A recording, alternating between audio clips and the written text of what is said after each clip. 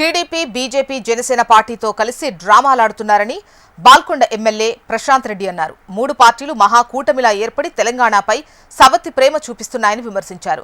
తెలంగాణలో పవన్ కళ్యాణ్ కు ఏం అవసరం ఉందని ఆయన ప్రశ్నించారు. తెలంగాణ ప్రజలు అమాయకులు కాదని పవన్ కు తగిన గుణపాఠం చెబుతారు అంటున్న ఎమ్మెల్యే ప్రశాంత్ రెడ్డితో మా ప్రతినిధి Anand Paul face to face ఇప్పుడు చూద్దాం.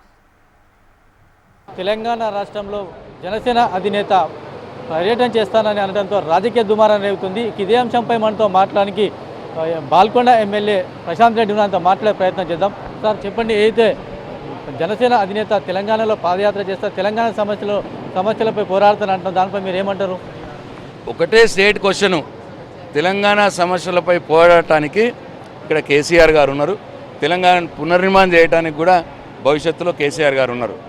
నువ్వు పోరాడవలసింది మీ ఆంధ్రప్రదేశ్లో చూసుకో.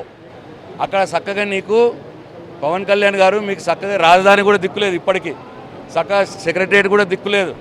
మీరు అక్కడ ఇచ్చిన హామీలు అమలు చేస్తలేరని అక్కడ ఆంధ్ర ప్రజలు మీ అసంతృప్తితో ఉన్నారు. అక్కడ చూసుకోండి, మీరు అక్కడ ఆ రాష్ట్రానికి ఉప ముఖ్యమంత్రి, మీ పని అక్కడ, మీ జాబ్ అక్కడ చూసుకోండి. ఇక్కడికి వచ్చి ఎవరో మిమ్మల్ని వెనక నడిపిస్తే మీరు మాటలు మాట్లాడి మమ్మల్ని రెచ్చగొట్టడం మంచిది కాదు. నీ వెనకాల ఎవరున్నారో మా అందరికి తెలుసు, ఏ శక్తి నిన్ను నడిపిస్తున్నారో మా అందరికి తెలుసు.